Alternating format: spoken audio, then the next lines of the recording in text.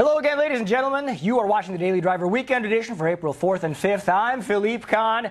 From my heart and from my hands, why don't people understand my intentions? Issue 1, ladies and gentlemen, just one more time on April rates and residuals. Seems every time that I try to get more information out there, I just get more questions and more confusion arises. And my old journalism professor used to tell me that if you spend all your time making clarifications, corrections, and revisions, well, guess what?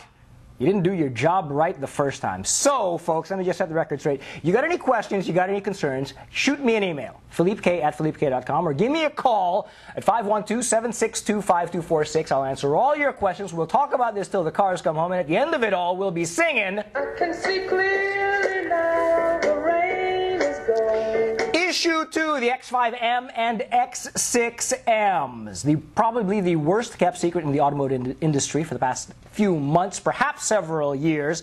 Looks official now that they will be debuting at the New York Auto Show, and with a twin turbocharged V8 capable of 550 horsepower. And you may ask yourself, what is BMW thinking?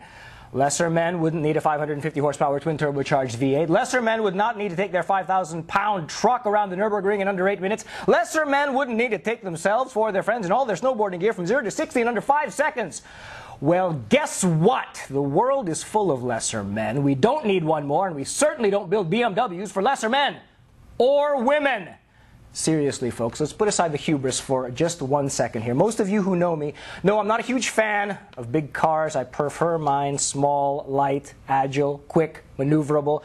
But I'll clue you in on what the thinking is behind these two vehicles. And we got to go back to 2004, back when the E70 X5s and the X6 were being designed. And if you'll go back to that turn of the century time, it might be hard to remember, you'll remember that gas was cheap, real estate was appreciating, and there was a sense of optimism that it might go on forever.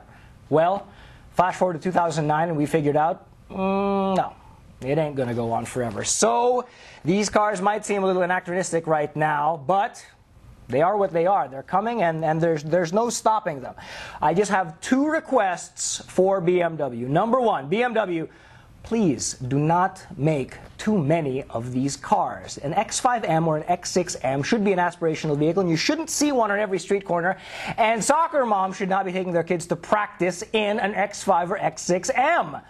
Well, maybe in Brentwood, but certainly not in Schenectady, Muskogee, or Depew. Request number 2, take that twin turbocharged V8 with 450 horsepower, put it in a Z4, and make it a coupe. That car makes me giggle. And I would buy it, and I would love it.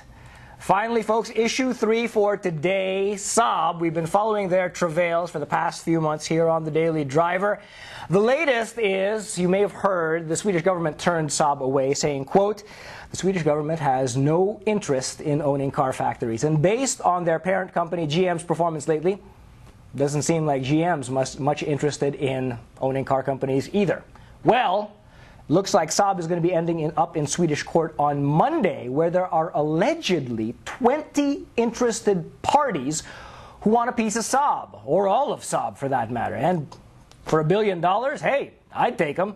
But it's unclear right now exactly what the intentions are. I just hope that these 20 interested parties are actually interested in making automobiles and not cutting Saab up into little pieces and selling them off to the highest bidder. Hot rumors I want to share with you. Among those 20 parties vying for Saab, the Swedish supergroup ABBA, who allegedly has plans to rename the car company SAABABBA, and another alleged suitor, the Swedish furniture manufacturer IKEA, who allegedly will rebrand the company and change their business model such that they'll be making stylish and affordable cars which fit neatly into cardboard boxes and consumers can take home and assemble in the comfort of their own living rooms. 2 very hot rumors.